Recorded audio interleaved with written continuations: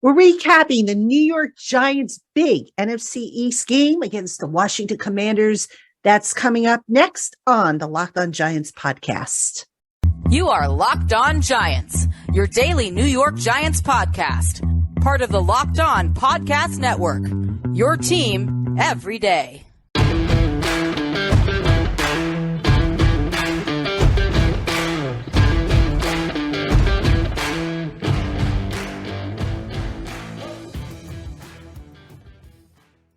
Today's Locked On Giants podcast is brought to you by LinkedIn Jobs. LinkedIn Jobs helps you find the candidates you want to talk to faster and easier.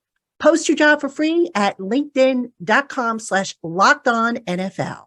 Good morning, Giant fans. Welcome to another edition of the Locked On Giants podcast, part of the Locked On Podcast family, your team every day. I am Patricia Traina, and it is Victory Monday, everybody. The New York Giants 20-12 over the Washington Commanders. The Giants improving their postseason playoff berth chances significantly with the win. We're going to talk about it. I don't have David Turner with me this morning, unfortunately, just because of the scheduling, Sunday night and all that things. You guys know how I feel about Sunday night games and Monday night games and those late games, but I'm going to try my best to break it all down for you. It's a happy recap for the most part. Let's get right into it. All right. When I look at this Giants victory, I think we have to start with the big picture. The big picture is the Giants went back to doing what they were doing at the start of the year when they got off to that, that big, I think it was like 6-2, 7-2 start. They went back to gutsy calls, see the fourth down play call that Brian Daboll took advantage of. They went back to really leaning on Saquon Barkley and Daniel Jones's legs, which they hadn't really done. During these last few games where they only won the one game against the Texans. They played better defense. I mean, the run defense is still a problem, but the defense overall, much improved and more aggressive. And Brian Daboll, I mentioned he took chances. We got to throw in that chance that he took when he challenged that Taylor Heineke fumble that initially wasn't ruled a fumble. They challenged that, and the officials overturned it. So Leonard Williams was credited, I think, with the recovery. I think the sack was actually split by Dexter Lawrence and Azeez Ojulari. But so the Giants going back to the basics. And, can we talk about Daniel Jones? Now, I know this is going to probably turn some people off. Some people might turn this podcast off. But, folks, can we give credit where it's due? I mean, I know there's still a lot of Daniel Jones haters out there. I saw some of the comments in some of the shows last week saying, this would be the last week, the last time Daniel Jones is going to play, against Washington in a Giants uniform. I'm not so sure that's the case, folks. I haven't thought that all, the last several weeks. There's still obviously a few more games to go, but I have a gut feeling that in the minds of Giants management, they have made up their mind about whether they want Daniel Jones back. And his numbers, you look at his numbers, they're not anything special. 21 of 32, 160 yards, quarterback rating of 77.6. Did have one loose ball, but that was overturned because he was ruled down at the time. Didn't throw any touchdowns, also didn't throw any interceptions. But what Daniel Jones did in the Washington game, which, if you're still on the fence about him, this should really convince you, I think, that he is the guy moving forward. The decisions he made, the placement of the ball with some of his throws, right on the money. All right, the Richie James pass, 2 Richie James passes, by the way, including the one on fourth down. Jones, I think his numbers would have been a lot better because there were some passes where his receivers just got their hands on it and couldn't reel it in. So you factor those into the equation, maybe Jones is a little bit better in terms of his numbers. And, the rushing aspect of it, 10 carries, 35 yards, that's a 3.5 yards per carry average, and a long of 10. Now, the one minor nitpick that I had about Jones running, besides the fact that they're still running him, might as well. I mean, it's an asset to the offense, was on that fumble that was thankfully overturned, he went head first. I mean, Jones has this tendency to want to truck guys like a Josh Allen would. And every time he leads with the shoulder and the head and the neck, I'm like, I hold my breath because that's what got him injured last year, if you remember. So if they could only clean that up with him and get him to constantly go feet first as opposed to going head first, look, Daniel, we know you're tough. We know it. You've taken some hits back there behind at times a Swiss cheese offensive line. But please, please, please be smart, especially if you're going to be the long-term answer at quarterback for this team. So you had that on the Giants side. Now, let's talk about the defense and their return to, a solid play. Yes, they did allow 6.1 yards per carry to the Washington run game. So that was 159 yards on 26 carries. Still a problem. But you know what? The receiving aspect of it, not too bad. I mean, other than Jahan Dotson going 105 yards on 4 receptions, 61 of which was that touchdown reception that he had. Not horrible if you take that play out of the equation. The pass rush was definitely there against the Washington line. I think the Giants definitely took advantage of some of the Washington weaknesses on the line. So just looking at the stats real quick, the Giants had 8 quarterback hits, 3 sacks, 6 pass breakups, 4 pass defenses, 2 forced fumbles. I'm sorry. Let me check that. 6 pass defenses, 4 forced fumbles, 2 fumble recoveries. And folks, can we talk about Kayvon Thibodeau? Wow. Those narratives about him taking plays off in Oregon? I don't believe them. Kayvon Thibodeau had a game for the ages. 12 tackles, team leading 12 tackles. 1 sack, the strip sack of Taylor Heineke. That was a forced fumble. He recovered the fumble and he scored the first points of the game. I mean, what can you say? If that young man doesn't get Defensive Player of the Week honors in the NFC, I don't know who will. I mean, that was one heck of a performance. He came through on the biggest stage in the biggest game thus far this season, and he delivered. And I think the biggest difference we are seeing in Kayvon Thibodeau, there's 2 things I'll point to. 1, the game is slowing down for him. 2, ever since the return of Azeez Ojulari to the lineup, now teams have to kind of pick their poison. Do they go with Ojulari and double him? Do they focus on Leonard Williams, or do they focus on the rookie Thibodeau? Pick your poison. Whatever you do, it looks like the Giants are going to have an answer for it. And, mentioning Azeez Ojulari, he had a half sack in this game. I think since he's been back, he's had at least a half sack in each game since he's returned from his injury. He had 2 quarterback hits, and he was responsible for a forced fumble. Not bad at all.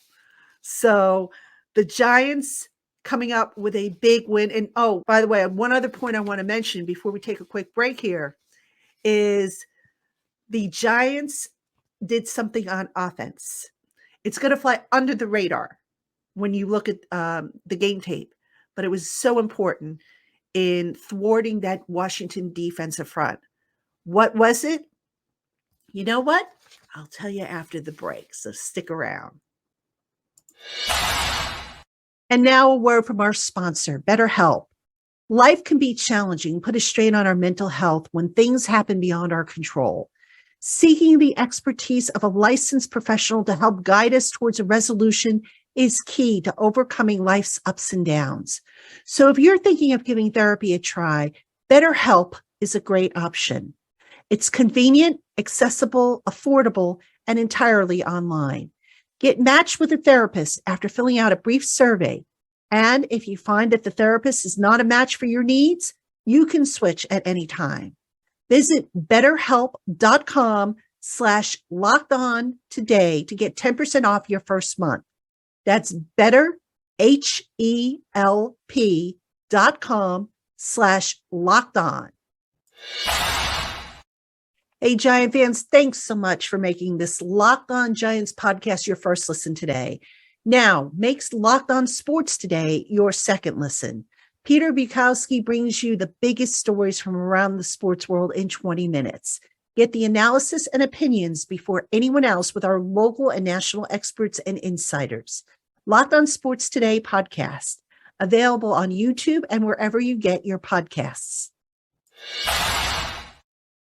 All right, everybody, welcome back to the Locked On Giants podcast. I'm Patricia Traina here on a Victory Monday. The Giants beating the Wasington Commanders 20-12. And at the end of the last segment, I said there was something that the Giants did a little differently this particular time around from the first meeting. And I started to tell you, and I said, let me hold it until after the break. And that's what I want to devote this next section to. I wanted to devote it to what the Giants did differently this time around versus last time around. And we've got to start, in my opinion, with how the Giants countered the Washington defensive front, specifically that pass rush. How did they protect him? Well, if you remember in the first game, the Giants gave up 4 sacks, including a sack fumble that led to that 10-0 deficit for the offense. Now, Daniel Jones did get hit in this game. I don't want you to think that he didn't. According to the game book, he was hit 4 times, probably a few more, because there were some pressures that got through for Washington. But what did the Giants do differently? They got the ball out of Daniel Jones's hands a lot faster this time. I mean, we were talking that it was drop back throw. There was very little hesitation. And in doing that, Washington soon realized that it couldn't do something that it had done the first game. And that was create stunts and twists and loops and whatever you want to call them. It was pretty much get to the quarterback, cut out the fancy stuff, because the fancy stuff wasn't working. By the time they did their stunts and their loops and twists early on in the game, the ball was out of Daniel Jones's hands.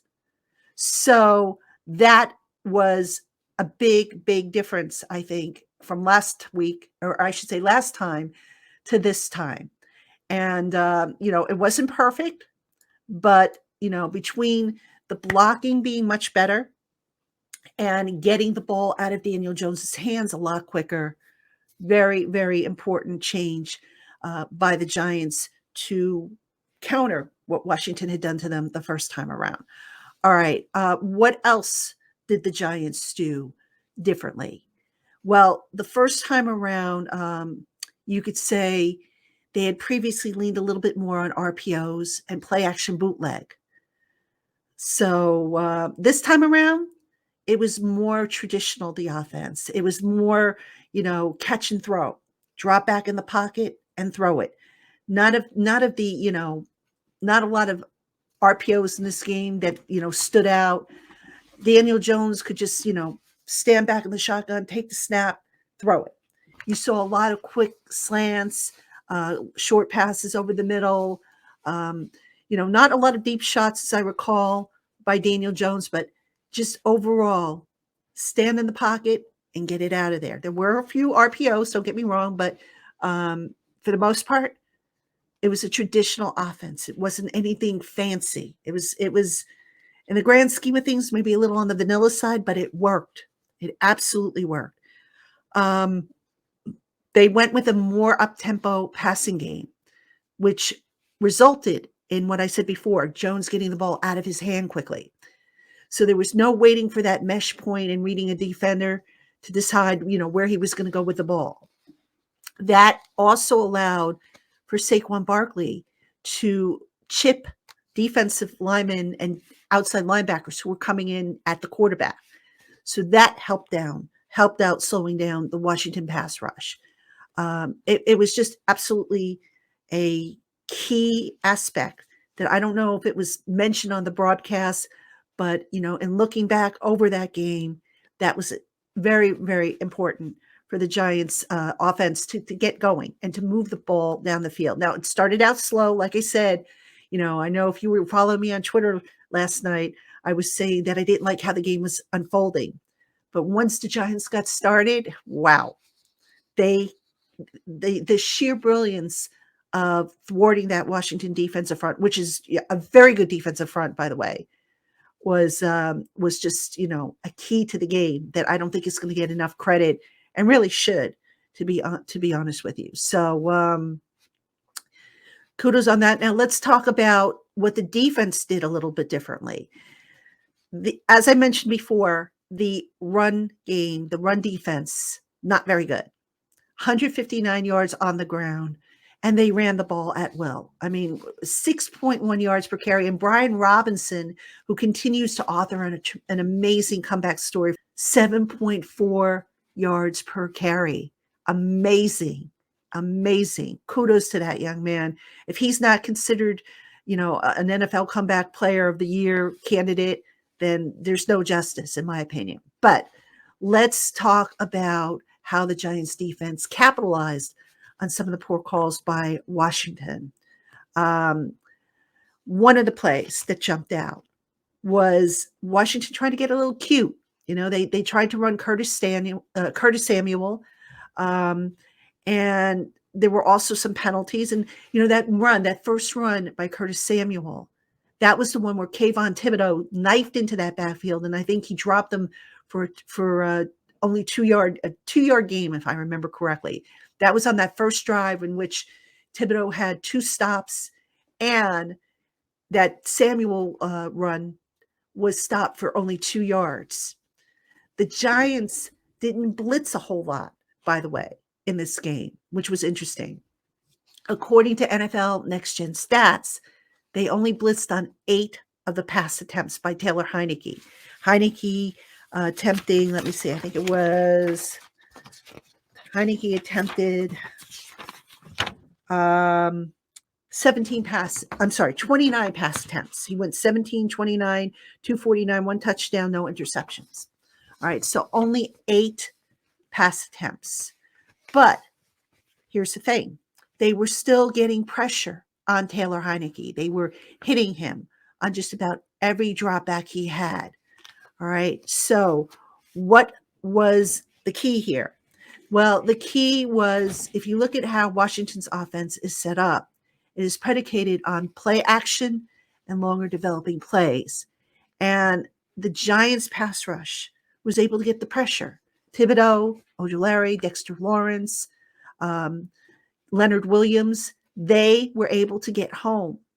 And that took the pressure off of the secondary, which, as we all know, is banged up and is still a mash unit that had its share of struggles. Took the pressure off of them. And they were able to make Heinicke uncomfortable in the pocket. Now, there were some throws that he was able to make, but overall, the Giants defense got the better of him. And it was just, a tremendous effort by both sides of the ball. I want to mention really quick special teams. Special teams, overall, not bad. I think we got to give a shout out to Richie James, who, in addition to being the receiving yard leader with 42 yards, which was the most by any Giants receiver, that was on 4 catches out of 5 targets. Richie James, who had the concussion earlier in the week, he was in the protocol, wasn't even guaranteed that he was going to play this week. Richie came up with punt returns, 2 returns, 32 yards, 16.0 average. That's probably the best the Giants have had all year long. 16.0 average, no fair catches, 2 punts. 2 of the other punts were downed. So that was not bad by Richie James. The one negative, if you want to call it a negative, by the special teams was the 43-yard kickoff return by Antonio Gibson in the second half. I think it was in the fourth quarter. That was a negative. The special teams are still having these bad plays that pop up. But overall, a pair of Graham Gano 50-yard field goals, okay, which contributed to the scoring. Gary Brightwell had one kickoff return for 21 yards. Okay, you'd like them to do at least 25, but all right, we'll take it. Special teams didn't hurt the Giants this week, so that was a plus. All right, coming up, more on the Giants Victory Monday here on the Locked On Giants podcast. Hey, Giant fans, playing daily fantasy based on player projections has never been easier when you visit prizepicks.com. Pick 2 to 5 players, and if they go on to score more or less than their prize picks projection, you win up to 10 times the amount of your money on any entry. There's no competing against other people. It's just you versus the projections available. Prize Picks is currently operational in over 30 states and in Canada, and they offer projections on every sport. Entries can be made in 60 seconds or less, and Prize Picks offers safe and fast withdrawals. Download the Prize Picks app today or go to prizepicks.com to sign up and play daily fantasy sports. First-time users can receive a 100% instant deposit match up to $100 with the promo code LOCKEDON. Don't forget to enter that promo code LOCKEDON at sign-up. Hey, small business owners, if you're looking for the right people to help your small business fire on all cylinders, check out LinkedIn Jobs. Post a free job listing in minutes on LinkedIn Jobs to reach the world's largest professional network of over 810 million people. Then add your job and the purple hiring hashtag frame to your LinkedIn profile to let everyone know that you're hiring. Over 40 million job seekers visit LinkedIn Jobs every week and are just waiting to find opportunities with employers like your business. With LinkedIn Jobs, simple tools like screening questions make it easy to focus on candidates with just the right skills and experience so that you can quickly prioritize whom you'd like to interview and hire. It's why small businesses rate LinkedIn Jobs #1 in delivering quality hires versus leading competitors. Go ahead now and post your job for free at linkedin.com/LockedOnNFL. That's linkedin.com/LockedOnNFL to post your job for free. Terms and conditions apply. All right, everybody, welcome back to the Locked On Giants podcast. I'm Patricia Traina on a Victory Monday. Mondays are always better when the Giants win. They are always better. Wins are so much easier to cover than a loss. I say that all the time, and it is so true. And I just have a few more thoughts on the Giants win that I want to mention to you. Earlier, I neglected to mention this, but the Giants had an 18-play scoring drive on offense in the first half. That was their longest scoring drive of the season. And I want to say their longest scoring drive in the last 2 or 3 years. I'm going to check on that for you, and I'll update that on Giants Country. But that was pretty impressive, folks. That drive was going back to what I was saying about Daniel Jones and how he did what he needed to do to show that he can be this team's quarterback. At one point, I think Daniel Jones completed 7 passes in a row on that drive. Just smart, quick decisions that really helped move the chains. So kudos to him. I want to talk quickly about the end of the game where there was some question as to whether or not there was defensive pass interference on that last play. That was the pass to Curtis Samuel, I think it was. Yeah, it was Curtis Samuel, and Darnay Holmes was in coverage. And there was some question as to whether or not that was defensive pass interference. Now, if you watch the replay, and we're going to have an article on Giants Country about this because, there was a full report in which referee John Hussey commented about what happened. It did look like defensive pass interference. Let's be honest. But for all the times, folks, we have complained about the officiating and how it's gone against the Giants. Hey, this is how it goes. Sometimes you get the calls and sometimes you don't. This time, if you thought that was pass interference, the Giants benefited from a call. So it is what it is. I know Washington wasn't too happy with some of the calls, including the overturning of the touchdown run by Taylor Heineke on that last drive, in which he did step out of bounds. Washington fans, I think, are probably not happy with the officiating this morning. But look, sometimes you're going to get the call and sometimes you're not. And this week, the Giants got the call, payback for that Dexter Lawrence penalty last year when, I still question if that was a penalty, but it was called. And, unfortunately, you can't go back and redo games when there is an incorrect call. But look, at the end of the day, they balance out. I really believe that. And the Giants now have the tiebreaker, the head-to-head tiebreaker over Washington. Prior to the game, Washington had the better division record than the Giants. So hence that was the second tiebreaker. Well, now the Giants have the first tiebreaker, plus they have their first win against a division team, which is, it's a start. With one game remaining, that the last game of the year against the Eagles. Now, where did the Giants go from here? Well, they have one game they need to win. One game will boost their playoff chances, according to the website 538, to 99%.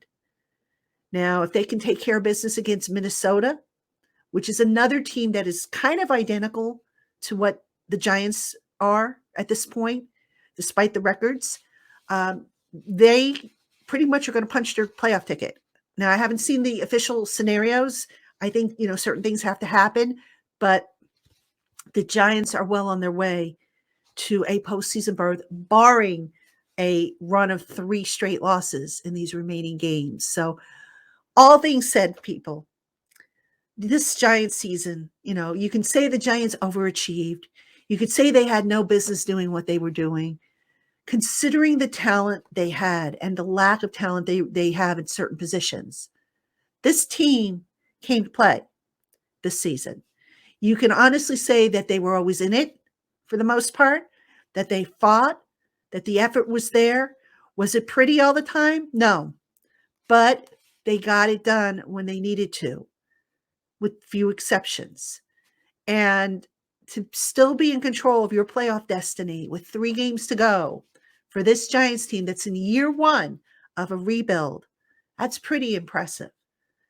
Now, if they do get into the playoffs, I'm not sure they're going to be anything more than a one-and-done team, but it's going to be a big boost. It's going to be experience that this team can continue to build on. And I don't know about you folks, but I'm pretty happy about how the Giants season has gone with 3 games remaining. So again, barring a last-minute collapse, this team should be fine next year. Give Joe Shane a healthy salary cap, which he will have. Give him, an 11-member draft class, which he's projected to have. And, I think this team's going to be a lot better. Get him some receivers for Daniel Jones, though.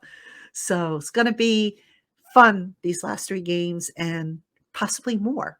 And we, of course, at the LockedOn Giants will bring you everything you need to know as we continue covering the rest of the regular season and hopefully more. So hope you will keep it here on LockedOn Giants. I want to thank you for tuning in.